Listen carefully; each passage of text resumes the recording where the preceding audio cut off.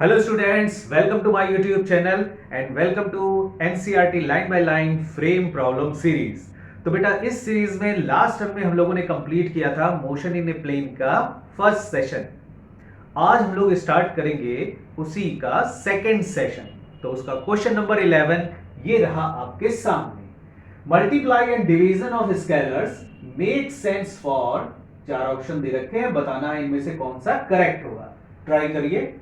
देखिए स्केलर्स में जो सेम टाइप के यूनिट्स वाली क्वांटिटीज होती हैं उनमें मल्टीप्लिकेशन और डिवीजन दोनों ही पॉसिबल है। इसी प्रकार जो डिफरेंट यूनिट्स वाली क्वांटिटीज होती हैं उनमें भी मल्टीप्लिकेशन और डिवीजन पॉसिबल होता है। जैसे कि for example angle equal to arc upon radius. ठीक, देखिए ये भी लेंथ है, ये भी लेंथ है।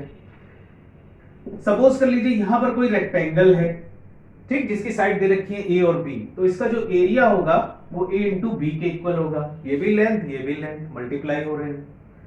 फिर उसके बाद देखिए अगर डिफरेंट यूनिट्स है तो density equal to mass upon volume. ठीक, देखिए इनका डिवीजन पॉसिबल हो सकता है। उसी प्रकार डिस्टेंस कवर्ड इक्वल टू होता है स्पीड इनटू टाइम। तो देखिए ये भी पॉसिबल है। इसमें डिफरेंट डिफरेंट यूनिट की फिजिकल क्वांटिटीज हैं। समझ आया बेटा सबको? तो कौन सा ऑप्शन इसमें करेक्ट हो जाएगा? थर्ड वाला ऑप्शन इसका करेक्ट हो जाएगा। आते हैं क्वेश्चन नंबर 12 पर। गिवन है displacing a vector parallel to itself leaves the vector unchanged, such vectors are called. चार ऑप्शन दे रखे हैं, बताना है इनमें से कौन सा करेक्ट होगा। ट्राई करो बेटा। देखिए किसी भी वेक्टर को अगर उसके पैरेलल हम शिफ्ट करें तो शिफ्ट करने पर अगर वो अनचेंज रहता है तो इस टाइप के वेक्टर को कहते हैं फ्री वेक्टर। तो फ्री वेक्टर में क्या होता है कि ऐसे मान लीजिए सपोज दैट ये फ्री वेक्टर है, तो इसका जो मैग्नीट्यूड होगा और जो डायरेक्शन होगी ये दोनों चीजें फिक्स्ड रहेंगी और जो इसका इनिशियल पॉइंट है वो फ्री रहता है। तो जिस वजह से हम इसको पैरेलल में कहीं भी मूव कर सकते हैं। तो कहीं भी आप पैरेलल में मूव करेंगे तो ये अनचेंज्ड रहेगा। तो इस टाइप के वेक्टर को कहते हैं फ्री वेक्टर। तो इसमें ऑप्शन सेकंड वाला सही हो जाएगा। ओके बेटा, आते हैं नेक्स्ट क्वेश्चन पर। क्वेश्चन नंबर 13 देखिए, in some physical applications location और line of application of a vector is important, such vectors are called. चार ऑप्शन दे रखे हैं, बताना है कौन सा इसमें करेक्ट होगा। ट्राई करो। देखिए वो वेक्टर्स जिनके लिए उनका लोकेशन कि वो किस पॉइंट पर लग रहे हैं और उनका लाइन ऑफ एप्लीकेशन कि वो किस डायरेक्शन में लग रहे हैं, ये दोनों चीजें इंपॉर्टेंस रखती हैं। तो इन टाइप्स के जितने भी वेक्टर्स होते हैं उनको हम कहते हैं लोकलाइज्ड वेक्टर्स। एक एग्जांपल से मैं आपको समझाता हूं। सपोज दैट ये कोई बॉडी है और इस पॉइंट के अबाउट ये फिक्स्ड है और इस बॉडी पर हम एक फोर्स लगाते हैं। सपोज दैट इस पी पॉइंट पर एक फोर्स लगा रहे हैं हम इस डायरेक्शन में। तो देखिए इस फोर्स की वजह से इस पर जो टॉर्क मिलेगा इस पॉइंट के अबाउट, उस टॉर्क की वैल्यू हो जाएगी फोर्स इंटू परपेंडिकुलर डिस्टेंस। ठीक, अब देखिए यहां पर अगर हम फोर्स की डायरेक्शन को चेंज कर देते हैं, यानी लाइन ऑफ एक्शन हमने चेंज कर दिया, फोर्स अब इस डायरेक्शन में लग रहा है, तो देखिए इसका जो लाइन ऑफ एक्शन होगा उस पर जब परपेंडिकुलर हम ड्रॉ करेंगे ये होगी परपेंडिकुलर डिस्टेंस। तो अब टॉर्क की वैल्यू चेंज हो जाएगी। तो देखिए डायरेक्शन चेंज करने से यानी लाइन ऑफ एक्शन चेंज करने से जो टॉर्क की वैल्यू है वो चेंज हो रही है। इसी तरीके से अगर हम पॉइंट ऑफ एप्लीकेशन भी चेंज कर देंगे, जैसे पी पॉइंट पर फोर्स लग रहा है, यहां पर ना लगा करके अगर हम फोर्स यहां पर लगा रहे हो सपोज दैट उतनी पी इस पॉइंट पर एफ का इस डायरेक्शन में, तो अब यहां पर जब हम टॉर्क की वैल्यू निकालेंगे तो वो डिफरेंट आएगी। तो यहां पर देखिए ये जो फोर्स है वो इस बॉडी के लिए एक लोकलाइज्ड वेक्टर की तरह वर्क कर रहा है, क्योंकि इसका पॉइंट ऑफ एप्लीकेशन भी यहां पर इंपॉर्टेंट है और लाइन ऑफ एक्शन भी इंपॉर्टेंट है। क्लियर हुआ बेटा सबको? तो कौन सा ऑप्शन इसमें सही हो जाएगा? थर्ड वाला। बेटा अब आते हैं क्वेश्चन नंबर 14 पर। देखिए पूछ रहे हैं if vector A is multiplied by a real number -1 then the new vector will be. चार ऑप्शन दे रखे हैं, बताना इनमें से कौन सा करेक्ट होगा।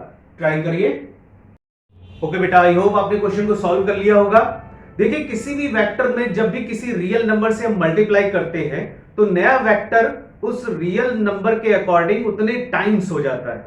अगर पॉजिटिव रियल नंबर है तो उसी डायरेक्शन में वेक्टर उतने टाइम्स हो जाएगा, और अगर नेगेटिव रियल नंबर है तो उसके अपोजिट डायरेक्शन में उतने ही टाइम्स का नया वेक्टर बन जाएगा। आई बात समझ में? तो देखिए -1 से मल्टीप्लाई कर रहे हैं तो इसका मतलब कि अब जो वेक्टर ए है वो कन्वर्ट हो जाएगा माइनस वेक्टर ए। तो माइनस वेक्टर ए का मतलब कि मैग्नीट्यूड वही रहेगा, डायरेक्शन अपोजिट हो जाएगी। तो इसमें कौन सा ऑप्शन करेक्ट हो जाएगा? ध्यान से देखिए, सेकंड वाला ऑप्शन इसमें करेक्ट हो जाएगा। क्लियर हुआ बेटा सबको? ओके। आते हैं क्वेश्चन नंबर 15 पर, which is correct diagram. 4 option आपको दे रखे हैं, इसमें वेक्टर ए और वेक्टर बी है और आर उनका रिजल्टेंट है। ट्राई करो। आई होप आपने क्वेश्चन सॉल्व कर लिया होगा। तो बेटा इसमें ध्यान देना है वही ट्रायंगल रूल। तो कौन सा ऑप्शन इसमें करेक्ट होगा एक एक करके चेक कर लेते हैं। देखिए vector A plus vector B is equal to vector R इधर होना चाहिए, इसलिए ये इनकरेक्ट हो जाएगा। यहां पर देखो वेक्टर ए और वेक्टर बी, ये वेक्टर आर, ये भी गलत हो रहा है। तीसरे में देखो ये वेक्टर ए, ये वेक्टर बी और उनका रिजल्टेंट वेक्टर आर, ये सही है। थर्ड वाला ऑप्शन इसमें करेक्ट है। फोर्थ वाला देखिए वेक्टर आर और वेक्टर ए इधर है, वेक्टर बी उधर, इसकी डायरेक्शन अगर उधर होती तो ये सही हो जाता, तो ये भी रॉन्ग हो गया। तो कौन सा ऑप्शन इसमें सही होगा? थर्ड वाला ऑप्शन इसमें करेक्ट होगा। अब आते हैं क्वेश्चन नंबर 16 पर, head to tail method is also known as. 4 option दे रखे, बताना इनमें से कौन सा करेक्ट होगा। ट्राई करो। कौन सा ऑप्शन सही होगा इसमें? ट्राइंगल मेथड वाला, फर्स्ट वाला ऑप्शन इसमें करेक्ट होगा। देखिए हेड टू टेल मतलब कि जैसे वेक्टर ए ये है तो वेक्टर ए के हेड से वेक्टर बी की टेल को जोड़ेंगे ऐसे, ठीक है, और फिर इन दोनों का रिजल्टेंट ये वेक्टर आर होगा। Vector R is equal to vector A plus vector B. ठीक, तो ये कहलाएगा ट्राइंगल मेथड। बेटा अब आते हैं क्वेश्चन नंबर 17 पर। देखिए कहते हैं null vector is also equal as. 4 option दे रखे, बताना है इनमें से कौन सा करेक्ट होगा। ट्राई करिए।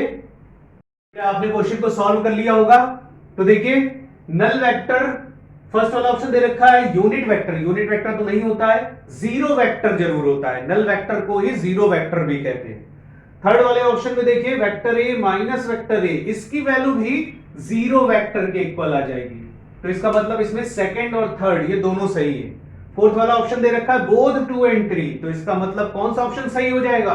फोर्थ वाला ऑप्शन इसमें करेक्ट हो जाएगा। Clear to all of you? Okay. अब आते हैं नेक्स्ट क्वेश्चन पर, question number 18, vectors addition is. 4 option दे रखे हैं, बताना है इनमें से कौन सा करेक्ट होगा। ट्राई करिए। आपने आंसर मैच करा लिया होगा, कौन सा ऑप्शन इसमें सही होगा?